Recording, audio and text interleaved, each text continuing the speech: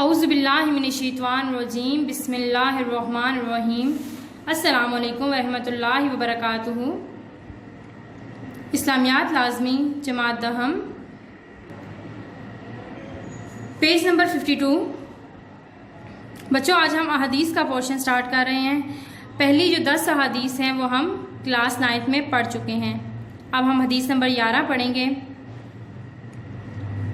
الصلاۃ عماد الدین ومن اقامها فقد اقام الدین ومن ہدامها فقد ہدام الدین۔ ترجمہ: نماز دین کا ستون ہے، جس نے اسے قائم کیا گویا اس نے دین کو قائم کیا، اور جس نے اسے ڈھا دیا تو گویا اس نے دین کو ڈھا دیا۔ تشریح: اس حدیث میں دین کو ایک عمارت سے تشبیہ دی گئی ہے جس کا ستون نماز ہے۔ کلمہ، نماز، زکوٰۃ، روزہ اور حج یہ دین کے بنیادی ارکان ہیں۔ ارکان اسلام سے مراد وہ بنیادیں یا ستون ہیں جن پر اسلام اور اسلامی زندگی کی عمارت کھڑی ہے۔ جس طرح ایک عمارت ستون کے بغیر قائم نہیں رہ سکتی، اسی طرح دین کی عمارت بھی نماز کے بغیر قائم نہیں رہ سکتی۔ نماز اسلام کا دوسرا اہم رکن ہے۔ نماز کے معنی: کسی کی طرف رخ کرنا، بڑھنا، دعا کرنا اور قریب ہونا۔ مختصراً نماز پوری توجہ، یکسوئی اور ادب و احترام سے اللہ تعالیٰ کو یاد کرنے کا نام ہے۔ ہر مسلمان کے لیے روزانہ 5 مرتبہ ایمان کے امتحان کا موقع آتا ہے۔ مؤذن اسے نماز اور فلاح کی طرف بلاتا ہے۔ اگر وہ اس پکار پر لبیک کہتا ہے تو گویا وہ اپنے ایمان کی صداقت کی گواہی دیتا ہے۔ اس کے علاوہ نماز ہی وہ عمل ہے جس کے ذریعے اس کا اللہ تعالیٰ سے تعلق اور رابطہ قائم رہتا ہے، جو کہ نماز ترک کرنے سے کمزور ہو جاتا ہے۔ نماز کی اسلام میں بہت فرضیت ہے۔ اللہ تعالیٰ کا قرآن مجید میں ارشاد ہے: بے شک نماز مومنوں پر وقت کی پابندی کے ساتھ فرض کی گئی۔ 5 وقت کی نماز کا تحفہ شب معراج میں ملا۔ نماز کے اوقات اور نماز کا طریقہ حضرت جبرائیل علیہ السلام نے اللہ تعالیٰ کے حکم سے آپ صلی اللہ علیہ وسلم کو سکھایا۔ قرآن پاک میں 700 مرتبہ سے زیادہ نماز قائم کرنے کا حکم آیا ہے۔ ارشاد باری تعالیٰ ہے: اے نبی صلی اللہ علیہ وسلم، میرے بندوں سے کہہ دیجئے جو ایمان لائے ہیں وہ نماز قائم کریں۔ اللہ تعالیٰ نے بہت سی جگہوں پر نماز کو قائم کرنے کا ارشاد فرمایا ہے۔ ارشاد باری تعالیٰ ہے: مومنوں، صبر اور نماز کے ذریعے اللہ سے مدد مانگو۔ نماز قائم کرو اور مشرک نہ بنو۔ میری یاد کے لیے نماز قائم کرو۔ نماز بے حیائی اور برے کاموں سے روکتی ہے۔ اہل جنت اہل جہنم سے پوچھیں گے تمہیں کس چیز نے جہنم میں ڈالا؟ وہ کہیں گے ہم نماز نہیں پڑھتے تھے۔ نماز کے بارے میں بہت سے ارشاد نبوی بھی ہیں، بہت سی احادیث ہیں۔ نماز دین کا ستون ہے۔ جس نے جان بوجھ کر نماز چھوڑی اس نے کفر کیا۔ نماز مومن کی معراج ہے۔ نماز میری آنکھوں کی ٹھنڈک ہے۔ نماز جنت کی کنجی ہے۔ نماز مومن اور کافر کے درمیان فرق کرنے والی ہے۔ حضرت علی رضی اللہ تعالیٰ عنہ کا بیان ہے: آخری لمحات میں بھی آپ صلی اللہ علیہ وسلم کی زبان پر یہ الفاظ اور کلمات تھے: الصلاۃ، الصلاۃ، نماز، نماز۔ قیامت کے روز پہلا سوال نماز کے بارے میں ہوگا۔ بندے سے سب سے پہلے نماز کا حساب لیا جائے گا۔ اس حدیث کا ہماری عملی زندگی سے گہرا تعلق ہے۔ حدیث مبارکہ کے مطابق نماز کو دین کا ستون قرار دیا گیا ہے۔ اگر ہم نماز ادا نہیں کریں گے تو گویا ہم اپنا دین کھو دیں گے۔ لہٰذا ہمیں چاہیے کہ ہم 5 وقت کی نماز ادا کریں اور اللہ تعالیٰ کے قریب ہوں۔ اللہ تعالیٰ ہمیں 5 وقت کی نماز ادا کرنے کی توفیق عطا فرمائے، آمین۔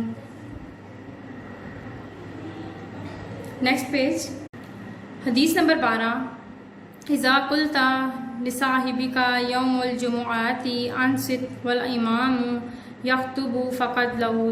ترجمہ: جب تم نے جمعے کے دن اپنے ساتھی سے یہ کہا خاموش ہو جاؤ جبکہ امام خطبہ دے رہا ہو تو تم نے فضول بات کی۔ تشریح: جمعے کے معنی اجتماع یعنی جمع ہونا۔ جمعے کو سید الایام یعنی دنوں کا سردار بھی کہتے ہیں۔ علم کا پہلا ادب یہ ہے کہ علم کی بات کو خاموشی اور توجہ سے سنا جائے۔ اگر ہم علم کی بات کو خاموشی اور توجہ سے نہیں سنیں گے، نہیں سمجھیں گے تو اس پر عمل کیسے کریں گے؟ خطبہ جمعہ میں علم اور دین کی جو باتیں کہی جاتی ہیں ان کو سننے سے ایمان تر و تازہ ہوتا ہے اور نشو و نما پاتا ہے، بالکل ایسے جیسے پانی سے کھیتی پھلتی پھولتی اور نشو و نما پاتی ہے۔ یہی وجہ ہے کہ اسلام نے ہفتے میں ایک دن یعنی جمعے کا دن مقرر کر دیا تاکہ لوگ جمع ہو کر دین کی باتیں سنیں۔ اس طرح ان کا ایمان اور عقیدہ مضبوط ہوتا ہے اور وہ اسلامی تعلیمات پر عمل کرنے لگتے ہیں۔ خطبہ جمعہ 2 رکعت نماز کے برابر ہے۔ جمعے کا خطبہ اسلامی تعلیمات کے بارے میں مسلمانوں کی رہنمائی کا ذریعہ ہے۔ اگر جمعے کے دن ہم اپنے علماء کا خطبہ غور سے نہیں سنیں گے یا دیر سے مسجد میں آئیں گے اور آ کر باتوں میں وقت ضائع کر دیں گے تو ہمارے کاموں میں بے برکتی پیدا ہوگی۔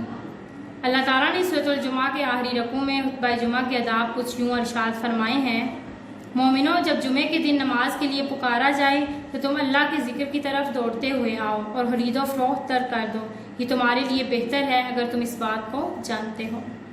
آپ صلی اللہ علیہ وسلم کا فرمان ہے: جمعے کی رات سفید رات ہے اور جمعے کا دن روشن دن ہے۔ جمعے کی برکات سے وہی مالا مال ہو سکتا ہے جو اس کے انتظار میں گھڑیاں گنتا ہے۔ امام شافعی کا ارشاد ہے: ہمارے زمانے کی سب سے بڑی بدعت یہ ہے کہ لوگ جمعے کی اذان سن کر مسجد میں آتے ہیں، جبکہ نبی صلی اللہ علیہ وسلم کے زمانے میں صحابہ جمعے کے دن صبح ہی مسجد میں جمع ہونا شروع ہو جاتے تھے۔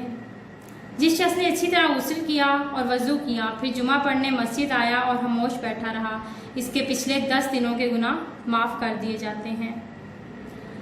خطبہ جمعہ سننے کے آداب: جب امام خطبے کے لیے کھڑا ہو اس وقت سے لے کر نماز کے ختم ہونے تک ذکر و اذکار اور ہر قسم کا کلام منع ہے۔ کھانا پینا، سلام کہنا اور سلام کا جواب دینا حرام ہے۔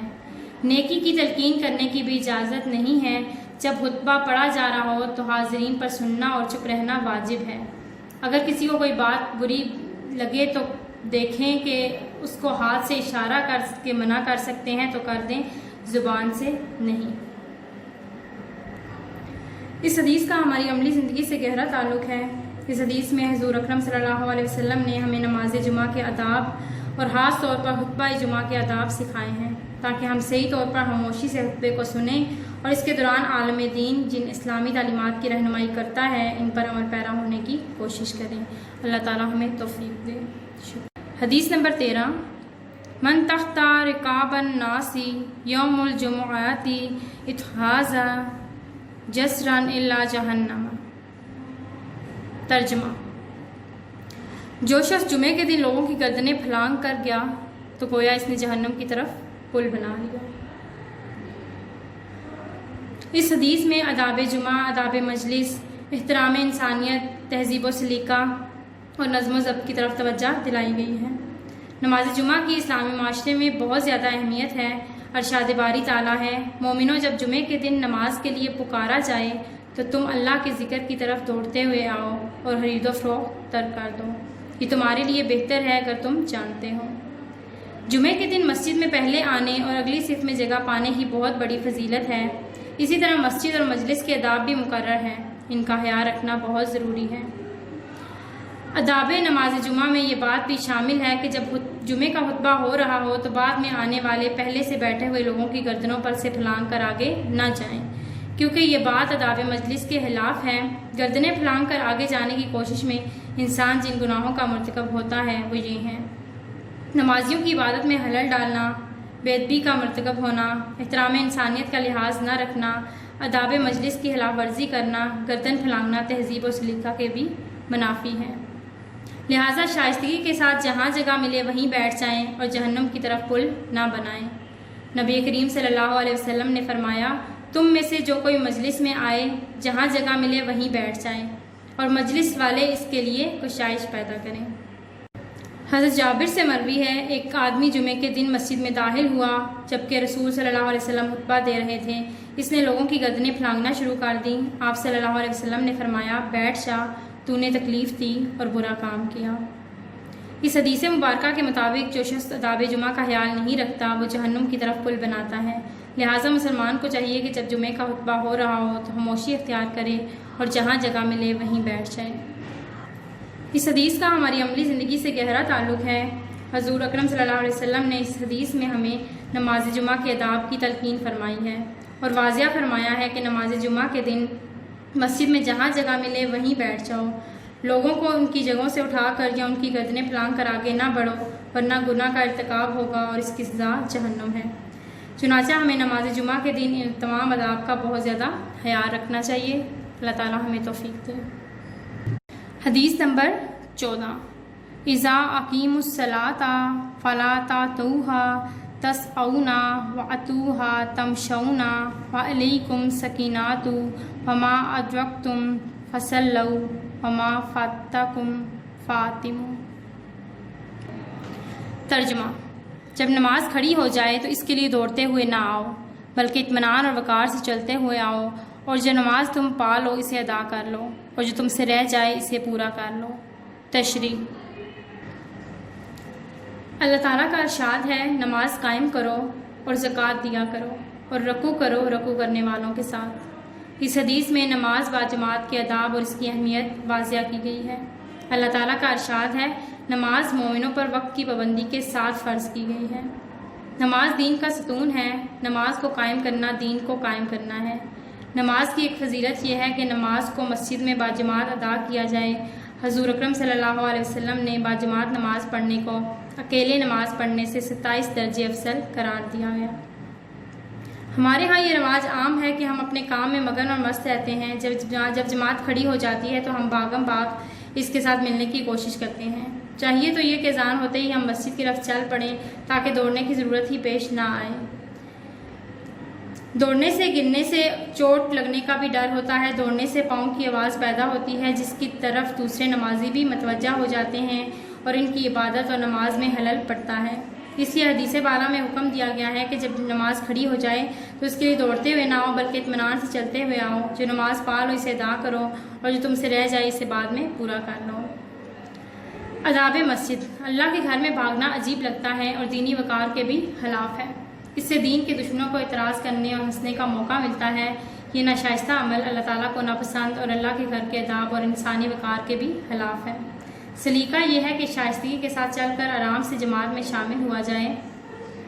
نبی کریم صلی اللہ علیہ وسلم نے فرمایا جب نماز کھڑی ہو جائے تو اس کے لیے وقار سے چلتے ہوئے آؤ، اگر تم نے ایک رکعت یا اس کا کچھ حصہ بھی پا لیا تو گویا تم نے جماعت ادا کر لی۔ نبی کریم صلی اللہ علیہ وسلم سے پوچھا گیا کہ اللہ کو سب سے زیادہ کون سا عمل پسند ہے تو فرمایا وقت پر نماز ادا کرنا۔ نماز کی طرف اٹھنے والا ہر قدم صدقہ ہے۔ مسجد میں دوڑنے اور دنیاوی باتیں کرنے سے منع فرمایا ہے۔ حدیث نمبر 15، من صام رمضان وقامه ایمانا واحتسابا غفر له ما تقدم من ذنبه۔ ترجمہ: جس نے ایمان اور اجر کی نیت سے رمضان کے روزے رکھے اور اس کی راتوں میں قیام کیا، اس کے پہلے گناہ معاف کر دیے جائیں گے۔ تشریح: قرآن پاک میں روزے کے لیے صوم اور صیام کے الفاظ استعمال ہوئے ہیں۔ صوم کے معنی کسی کام سے رکنے، اسے ترک کرنے اور چپ رہنے کے ہیں۔ روزہ ایک بدنی عبادت ہے، اس میں انسان صبح صادق سے غروب آفتاب تک کھانے پینے سے رکا رہتا ہے۔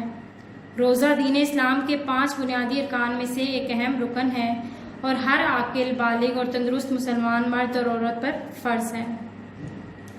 ماہ رمضان میں انسان کے اندر دینی مزاج اور صبر و تقویٰ پیدا کرنے کے لیے محسوس دینی فضا پیدا ہو جاتی ہے۔